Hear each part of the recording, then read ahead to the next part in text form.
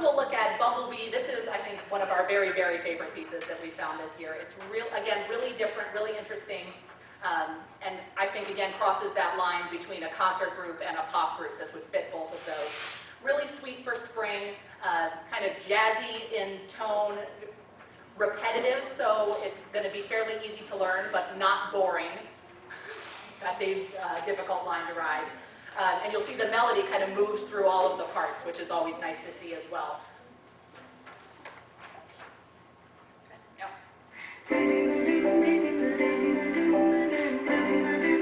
So one starts with the melody.